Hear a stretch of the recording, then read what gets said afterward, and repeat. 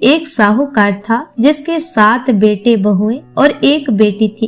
कार्तिक के महीने में दिवाली से पहले अष्टमी को अपने मकान की लिपाई पुताई करने के लिए 7 बहुएं अपनी इकलौती ननद के साथ जंगल में जाकर खदान में मिट्टी खोद रही थी। वहां पर स्याहू की मांद थी। मिट्टी खोदते समय ननद के हाथ से कुदाली स्याहू के बच्चे को लग गई और वह तुरंत मर गया। इससे स्याहू माता बहुत नाराज हो गई और बोली, मैं तेरी कोख बांधूंगी। ननद अपनी 7 भाभियों से बोली, तुम में से कोई अपनी कोख बंधवा लो। तब 6 भाभियों ने अपनी कोख बंधवाने से इनकार कर दिया, परंतु छोटी भाभी सोचने लगी कि यदि मैंने भी अपनी कोख नहीं बंधवाई तो सासू जी नाराज होंगी। यह सोचकर ननद के बदले में छोटी भाभी ने अपनी कोख बंधवा ली। इसके बाद छोटी बहू के जो बच्चा होता वह 7 दिन का होकर मर जाता। एक दिन उसने पंडित जी को बुलाकर पूछा, मेरी संतान 7वें दिन मर जाती है, इसके लिए क्या करूं? तब पंडित जी ने कहा, तुम सुरही गाय की सेवा करो। सुरही गाय स्याहू माता की भाईली है, वह तेरी कोख खुलवा देगी, तभी तेरा बच्चा जिएगा। अब वह बहुत जल्दी उठकर चुपचाप सुरही गाय के नीचे साफ सफाई कर आती। गाय एक पैर से लंगड़ी थी। गौ माता बोली, हर रोज उठकर कौन मेरी सेवा कर रहा है, मैं आज देखूंगी। गौ माता खूब सवेरे उठी तो क्या देखती है कि साहूकार के बेटे की बहू उसके नीचे साफ सफाई कर रही है। गौ माता बहू से बोली, क्या मांगती है? साहूकार की बहू बोली, स्याहू माता तुम्हारी भाईली है और उसने मेरी कोख बांध रखी है, मेरी कोख खुलवा दो। गौ माता ने कहा, अच्छा। गौ माता साहूकार की बहू को अपनी भाईली के पास लेकर चली। रास्ते में कड़ी धूप थी। वे दोनों एक पेड़ के नीचे बैठ गई। थोड़ी देर में एक सांप आया। उसी पेड़ पर गरुड़ पंखिनी के बच्चे को डसने लगा।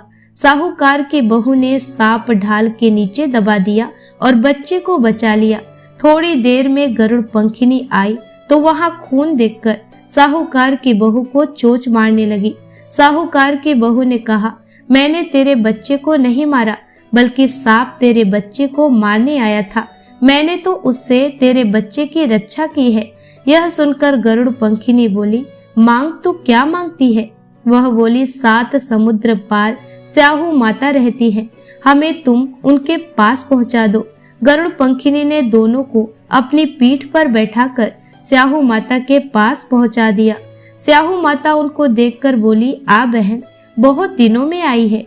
बातें करते समय स्याहू माता ने बीच में कहा, बहन, मेरे सिर में जुएं पड़ गई हैं। सुरही के कहने पर साहूकार की बहू ने उसके सिर के सारे जुएं निकाल दी। इस पर स्याहू माता ने प्रसन्न होकर कहा, तूने मेरे सिर में बहुत सलाई फेरी है, इसलिए तेरे 7 बेटे और 7 बहू होगी। वह बोली, मेरे तो एक भी बेटा नहीं, 7 बेटे कहाँ से होंगे? स्याहू माता बोली, वचन दिया है, वचन से फिरूं तो धोबी की कुंड पर कंकड़ी हूँ। साहूकार की बहू बोली, मेरी कोख तो तुम्हारे पास बंद पड़ी है। यह सुन स्याहू माता बोली, तूने तो मुझे ठग लिया। मैं तेरी कोख खोलती तो नहीं, पर अब खोलनी पड़ेगी। जा, तेरे घर पर तुझे 7 बेटे 7 बहुएं मिलेंगी। तू जाकर 7 उद्यापन करना, 7 होई बनाकर 7 कड़ाही करना। वह लौटकर घर आई तो वहां देखा कि 7 बेटे 7 बहुएं बैठी हैं। उसने 7 होई बनाई, 7 उद्यापन किए, 7 कड़ाही करी। शाम के समय जेठानियां आपस में कहने लगी कि जल्दी जल्दी धोक पूजा कर लो, कहीं छोटी बच्चों को याद करके रोने लगे। थोड़ी देर में उन्होंने अपने बच्चों से कहा, अपनी चाची के घर जाकर देखकर आओ कि आज वह अभी तक रोई क्यों नहीं। बच्चों ने आकर कहा, चाची तो होई बना रही हैं, खूब उद्यापन हो रहा है। यह सुनते ही जेठानियां दौड़ी दौड़ी वहां आई और आकर कहने लगी, तूने कोख कैसे खुलवाई? उसने कहा, तुमने तो कोख बंधवाई नहीं थी, सो मैंने कोख बंधवा ली थी, परंतु अब स्याहू माता ने दया करके मेरी कोख खोल दी। हे स्याहू माता, जैसे साहूकार के बेटे की बहू की कोख खोली, वैसे ही हमारी और सब परिवार की बहुओं की कोख खोलती जाना। कहता की सुनता की हुंकार भरता की, इसके बाद विनायक जी की कहानी भी सुन लेते हैं।